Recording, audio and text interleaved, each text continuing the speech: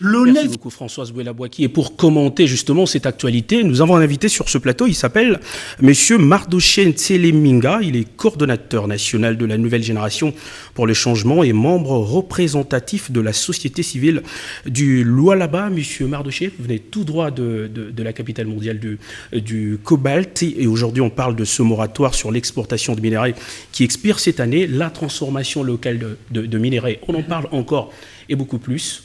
Quel bénéfice pour le pays? Un grand bénéfice pour le pays parce que moi je m'en vais d'abord féliciter son Excellence Monsieur le Président Public pour l'initiative prise. Vous savez que la République démocratique du Congo a besoin d'être autonome et surtout en ce qui concerne le minerai. Le pays souffre, il sort d'une situation très malencontreuse par le fait que les contrats qui étaient signés dans ce secteur n'ont pas vraiment profité à l'État congolais. C'est pourquoi vous voyez que la transformation locale pourra plus attribuer du crédit, n'est-ce pas, au secteur minier et plus créer de l'emploi pour la jeunesse et générer des recettes, n'est-ce pas, dans la caisse de l'État. En fonction de ce qu'on va mobiliser dans ce secteur, ça pourra, n'est-ce pas, financer plusieurs projets et c'est ça ce qui va concourir à un développement rapide de ce pays. Moi, je pense que c'est très intéressant. Vous voyez, d'abord, il y a un travail qui est en train de se battre déjà à la base. Je voudrais d'abord prendre l'exemple avec le gouverneur intérimaire Fifi Masuka. Déjà avec l'artisanat minier, nous sommes quittés de 4,9% à 41%, ce qui est déjà une avancée très très significative. Monsieur Bardochan, on va parler justement de l'artisanat minier un peu plus loin. Mais une question, on parle aujourd'hui de la création de richesses avec la transformation locale de minerais, mais est-ce que le pays est prêt en termes par exemple de la main-d'œuvre? Le pays est prêt en termes de la main-d'œuvre. Je voudrais juste vous donner un exemple. Il y a sur place des coopératives minières qui génèrent beaucoup de recettes dans la caisse de l'État. Je prends l'exemple avec Mbakat, qui a enregistré dans moins de 3 mois 10 millions de dollars. Alors, je ne veux pas citer d'autres ressources. Il faut vous dire que si on met des sérieux d'abord avec les avancées que nous avons sur place, je pense que ça peut déjà construire un socle très solide pour accueillir l'industrialisation du secteur minier dans ce pays. Et il y a aussi un personnel très efficient, très capable, et sur le plan technique, nous avons des éléments qui peuvent accompagner cette initiative jusqu'à son couronnement de succès. Et on sait que quand on parle de la transformation locale de minerais, on parle de l'industrialisation, mais beaucoup plus de l'artisanat minier. Parlons-en un tout petit peu. Quels sont aujourd'hui, quels sont les problèmes que connaît ce secteur au niveau du Lualaba, par exemple? La province venait de sortir d'une situation très malencontreuse caractérisée par le détournement du fonds de l'État.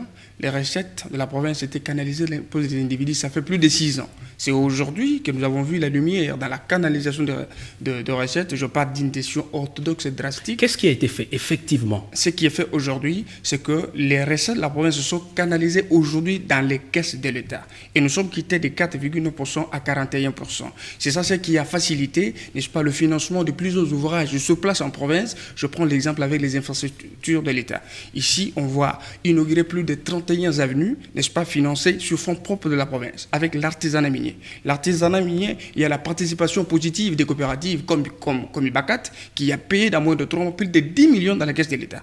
Or, il y a des coopératives qui ont existé avant et que la plupart des taxes n'étaient pas payées et c'était pour les intérêts des individus. Je prends aussi l'exemple avec le pont bascule, qui aujourd'hui a une nouvelle commission de traçabilité dirigée par son Excellence Madame Fifi Masuka Saini, et c'est en fonction de ces recettes dans l'artisanat minier qui ont maximisé les recettes, parce que c'est en fonction de la maximisation des recettes que plusieurs projets seront, n'est-ce pas, financés. Moi, je pense qu'au Lualaba, le secteur minier ou l'artisanat minier joue un grand rôle dans la vie sociale de notre population, et ça booste plus le développement de la province, et c'est de cette façon que nous sommes en train de voir des actions à impact visible que, n'est-ce pas, la représentante du chef de l'État pose, parce que la société civile n'a pas seulement l'objectif de dénoncer ou de dénoncer le mal, mais l'objectif c'est de soutenir aussi ce qui est bon ou soutenir de bonnes volontés.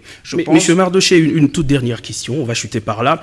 On parle de transformation locale de minerais, mais il y a également révisitation de contrats miniers. Le chef de l'État en a parlé lors de sa récente descente dans le Lualaba.